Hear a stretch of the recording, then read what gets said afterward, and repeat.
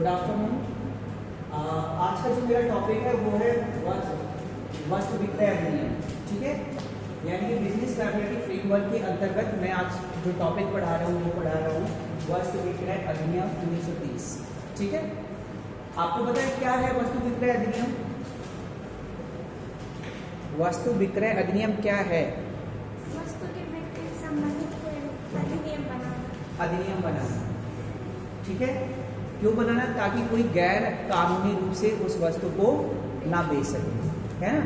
क्योंकि एक्चुअली में जब हम गैर कानूनी तरीके से बेचते हैं तो हम उसका मूल्य कुछ भी निर्धारित कर सकते हैं, है ना। समझ गए ना? क्योंकि अगर ये मेरी वस्तु है, अगर ये मेरी वस्तु है और मैं इसे बेचना चाहता हूँ, ठीक है, तो मैं इसका प्राइस कुछ भी रख सकता हूँ। समझ गए ना? मैं इसका प्राइस कुछ भी रख सकता हूँ, कितने भी रुपए में इसको बेच सकता हूँ। लेकिन जब वस्तु विक्रय अधिनियम बनाया जाता है तो उसके अंतर्गत वो सारी चीज़ों का वर्णन किया जाता है, जैसे मूल्य। जैसे आपने देखा होगा मार्केट में सब्जियों के रेट तय होते हैं, घट रहा है, सब्जियों का रेट की बढ़ रहा है। जैसे सोना है, उसका भी रेट घटता है और बढ़ता है, यानी कि कोई ना कोई तो उसे कंट्रोल करने वाला है, कोई ना कोई तो उसे रेगुलेट कर रहा है, निर्धारित कर रहा है कि इसका मूल्य कब और कितना होगा। समझ गए ना? जैसे सब्जी के रेट हैं, कब और कितने सब्जी का रेट क्या होगा, वो कोई ना कोई तो निर्धारित करता होगा, है ना। तो ये चीज निर्धारित करने के लिए हम वस्तु विक्रय अधिनियम 1930 के बारे में आज हम पढ़ेंगे। ठीक है, इसमें क्या बताया जा रहा है मैं आपको बता दूं।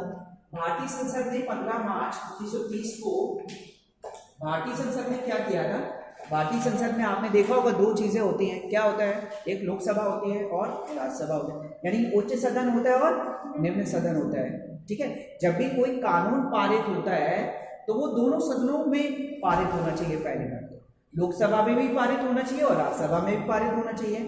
और दोनों सदनों में अगर पारित हो गया है तो फिर राष्ट्रपति की सिग्नेचर होनी चाहिए, राष्ट्रपति की अनुमति मिलनी चाहिए, तभी वो कानून बन के तैयार किया जाता है या बन के तैयार होता है। ठीक है, तो 15 मार्च 1930 को उक्त व्यवस्थाओं को मूल अनुबंध जो था उसे क्या कर दिया गया था? निरस्त कर दिया गया। ठीक है, उक्त व्यवस्थाओं को मूल अनुबंध से क्या कर दिया गया था? निरस्त कर दिया गया। अब क्यों निरस्त कर दिया गया था, ये तो वहां की उस समय की परिस्थिति बता पाएगी कि क्यों निरस्त कर दिया गया। वर्तमान परिस्थिति उस टाइम पे 1930 की जो होगी उस टाइम पे पता चल सकता है कि क्यों निरस्त किया गया था, क्या कारण ऐसा रहा कि क्यों इस अधिनियम को निरस्त किया गया था। ठीक है, कोई ना कोई तो कारण होगा। ठीक है, निरस्त कर दिया गया और उसके स्थान पर एक पृथक यानी कि एक अलग तरीके का, है ना, अधिनियम की घोषणा की गई, जिसे भारतीय वस्तु विक्रय अधिनियम 1930 कहा जाता है। ठीक है, देखो जो 1930 में लागू किया गया था उसमें भारतीय शब्द जुड़ा था, भारतीय वस्तु विक्रय अधिनियम 1930। ठीक है, इस अधिनियम ने अनुबंध अधिनियम की धारा 76 से 123 तक स्थान प्राप्त किया, यानी कि जो भारतीय अनुबंध अधिनियम 1930 जो लागू किया गया था उसमें जो शर्तें थी वो शर्तें आर्टिकल यानी कि जो धारा है 76 है, 76 से 123 तक वर्णित किया गया था। समझ गए ना? उसकी जो शर्तें थी, उसकी जो मूलभूत शर्तें थी वो किस धारा में थी? 76 से लेके 123 तक उसमें वर्णित किया गया था। ठीक है, ठीक है। अब प्रस्ताव पारित हो गया है, कानून पारित हो गया है, लेकिन ये लागू कब से हुआ था? ये लागू हुआ था 1 जुलाई 1930 से। ठीक है, ये लागू हुआ था 1 जुलाई 1930 से, ये लागू हुआ था संपूर्ण भारत में। समझ गए ना? 1 जुलाई 1930 से भारतीय वस्तु विक्रय अधिनियम को क्या किया गया? क्रियान्वित किया गया, यानी कि लागू किया गया। ठीक है, जब इसे लागू किया गया इसके बाद हम देख रहे हैं भारतीय वस्तु विक्रय अधिनियम मूलतः अंग्रेजी वस्तु विक्रय अधिनियम 1983 पर आधारित था। एक चीज और बताया जा रहा है कि जो निरस्त करने के बाद जो भारतीय वस्तु विक्रय अधिनियम 1930 को लागू किया गया था ये किस पर आधारित था? ये जो अंग्रेजी वस्तु विक्रय अधिनियम था 1893 इस पर आधारित था। उसी का कॉपी किया होगा, कॉपी करके, या उसका हो सकता है मूल्यांकन किया हो या उसको पढ़ा हो, है ना, फिर उसी को फिर क्या कर लिया था, हमने अपना लिया था। जैसे हमारा जो संविधान है तो कई देशों के संविधान से मिलकर बना है, हमने क्या किया, वहाँ की विशेषताओं को ऑब्जर्व किया और फिर हमने अपने मूल संविधान में उसको शामिल कर लिया था। वैसे इसमें भी किया था कि जो अंग्रेजी संविधान अंग्रेजी वस्तु विक्रय अधिनियम था 1893 वाला, उसी को हमने क्या किया था, अपना लिया था, क्योंकि हो सकता है उसमें कुछ अच्छी चीजें हम इसलिए अपनाया होगा, ठीक है, इस पर आधारित था। इसमें एक चीज और बताई जा रही है, इसमें धारा 1 से लेके किसमें, इसमें 1893 में धारा 1 से लेके 65 तक वर्णित किया गया था, ठीक है। सन 1963 में इससे भारतीय शब्द को अलग कर दिया था। एक चीज और बात बताया जा रहा है कि ये जो चीज थी ना, है ना, इसमें क्या किया गया था, सन 1963 में इससे क्या शब्द हटा दिया गया था, भारतीय शब्द को हटा दिया।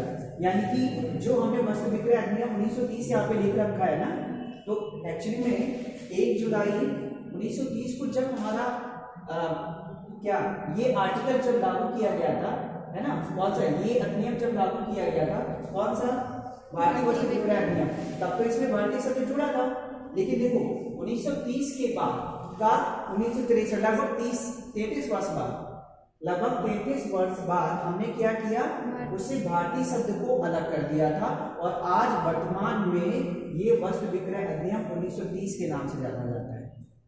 30 तो यहाँ पे है, लेकिन हमने भारतीय शब्द को अलग कर दिया था, ठीक है, इस शब्द से अलग कर दिया था, ठीक है, जिसके अंतर्गत अधिनियम की धारा 1 में क्या वर्णित किया गया है, क्या वर्णित किया गया इस अधिनियम में, उसका नाम, ठीक है, दूसरे में क्षेत्र और प्रारंभ, ठीक है, कि मतलब उसका नाम क्या होगा, नाम क्या है, वस्तु विक्रय अधिनियम, ठीक है, 1930, क्षेत्र क्या है, यानी इसे जम्मू कश्मीर को छोड़ के, क्योंकि वहां का संविधान अलग था, तो जम्मू कश्मीर को छोड़ के सारे संपूर्ण भारत में वो लागू किया जाएगा, सारे, यानी कि वस्तु विक्रय अधिनियम का जो भी शर्तें होंगी वो संपूर्ण भारत में लागू होंगी, सिर्फ जम्मू कश्मीर को छोड़ के।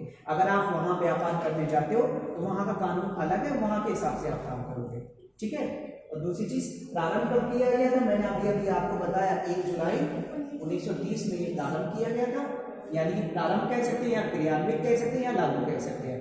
तो 1 जुलाई 1930 से ये क्या हुआ था, क्रियान्वित किया गया था, ठीक है, ठीक है। तो ये पूरा दिया हुआ है जिसे हमें याद करके रखना है, और अगर पेपर आ जाए तो आपको ऐसे ही लिखना है, ठीक है, हो जाएगा। कोई दिक्कत बताइए, नहीं समझ में आया तो